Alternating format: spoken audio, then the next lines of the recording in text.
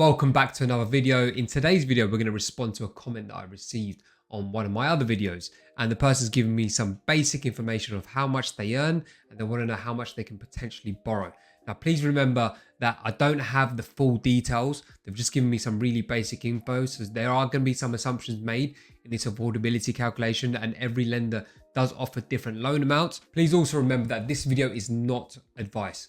It's just a scenario that someone's given to me, and I don't have all the full details, so I do have to make assumptions. So I received this comment from Hip Hop Realness, love the name, and he goes, I live in Bucks also. Are you able to make a video of work 50k, so assuming that's their salary, with 10k overtime, and the second person, so the second applicant, earning £30,000 with that £180,000 deposit, no debt, and good credit score. So what you can see here is NatWest Bank's mortgage affordability calculator. This is what mortgage brokers and what the lender uses to assess how much you can borrow as a mortgage loan. Now, because Hip Hop Realness lives in Bucks and he's got a good deposit, I'm going to assume for this example that he's going to have a full 25% deposit. So the whole £180,000 is for deposit only, and he's looking to buy a property with 506,600. The reason why is because 506,600, 25% is 179,950. So we're going to work off this basis. So the 75% loan to value, he wants a loan of 379,950. Well, not him and his missus, or him and his partner. And they are young, and I'm assuming this from the picture. So 40-year term available. Now let's see, you've got no kids, assumption made, £50,000, 10k overtime. The second applicant has £30,000 income, no debts whatsoever. So no loans, no credit cards, no hire purchase agreements, no student loans. These are all the assumptions, assuming you've got a good credit score, as you said. You need a loan of 379,950 to get that property worth 506,600. How much is NatWest saying you can borrow? Lovely, £450,000. So what you've told me, you can potentially get the mortgage loan that you want. But now, if we go further into this, just to show you how different lenders offer different loan amounts, I'm going to bring up another mortgage lender's mortgage affordability calculator, just to show you the difference in the loan amount available. This is Halifax's affordability calculator. So let's run the same example on here. So two applicants, no kids, buying a new home, 506,600, looking for a loan of 379,950, and 40 years. So both applicants are employed. £50,000 basic salary here, £30,000 here, and then you've got your annual overtime of £10,000, assuming no other debts as before.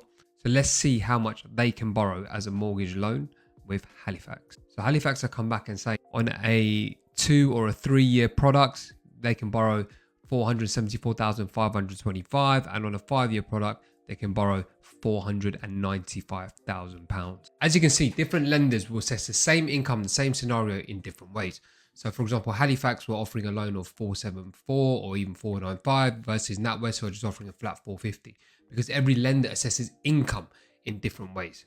So you need to ensure that you're choosing the right mortgage lender for you when you're submitting your mortgage application, because you ultimately need to get the loan amount that you require to be able to purchase the property that you want.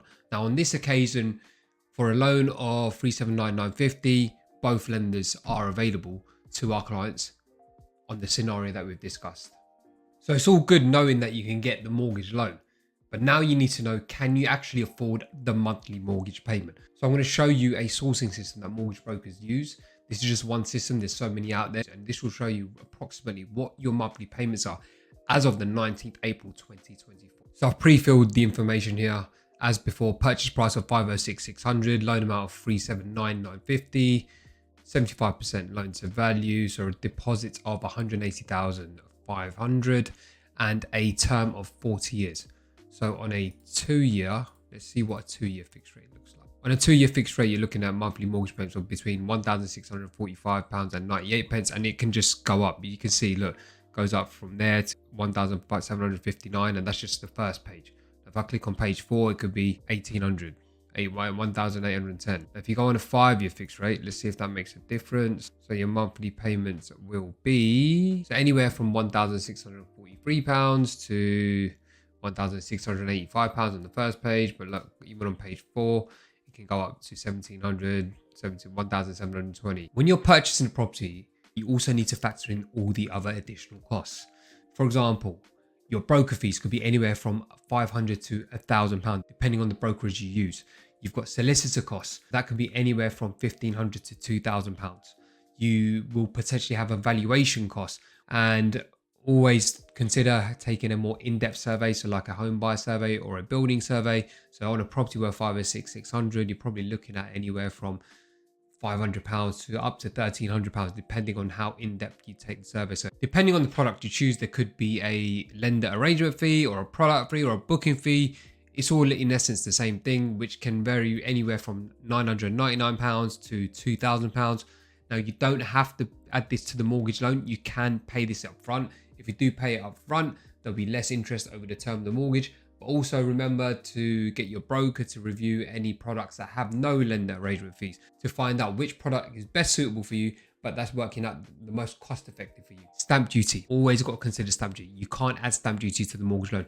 Let's go on a website which confirms what the stamp duty applicable is depending on your buyer status. So this is a stamp duty calculator. So let's see, if it's 506, 600 is the purchase price.